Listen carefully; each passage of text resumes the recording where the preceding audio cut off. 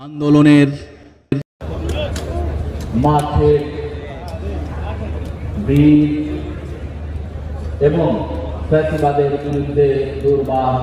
আন্দোলন গড়ে তোলা প্রিয় কাফেলা বাংলাদেশ ইসলামী ছাত্র শিবিরের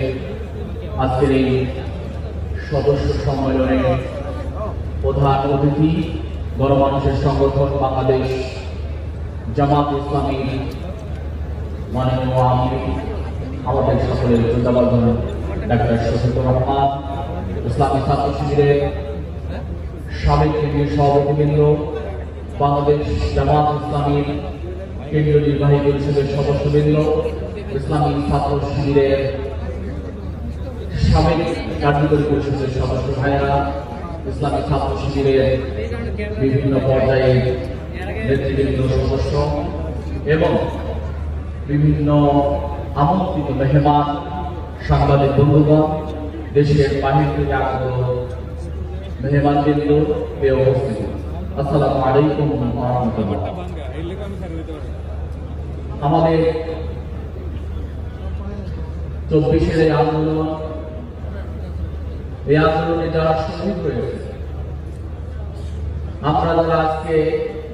এই সম্মেলনে এসেছি, আমি মনে করি আমাদের এই সকল শহীদ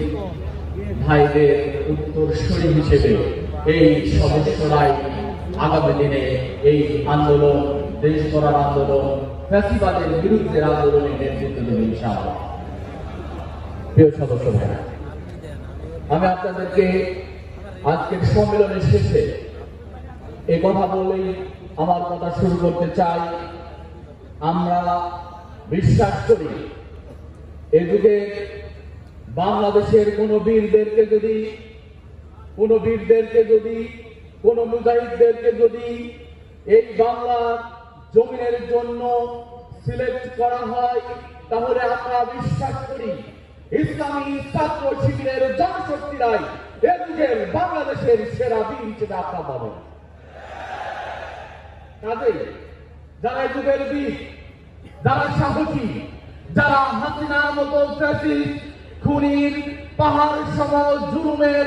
মস্তকে তছনছ করে দেশ থেকে বিতাড়িত করতে পারে, তারা এর চাইতেও আরো কোন ফ্যাসিবাদ যদি ভিন্ন কোন রূপ নিয়ে বারবার এই জমিনে আসে, ইসলামী শিবির বারবার তাদেরকে প্রতিহত করবে, বিতাড়িত করবে ইনশাআল্লাহ। প্রিয় উপস্থিতি, ইসলামী ছাত্র শিবির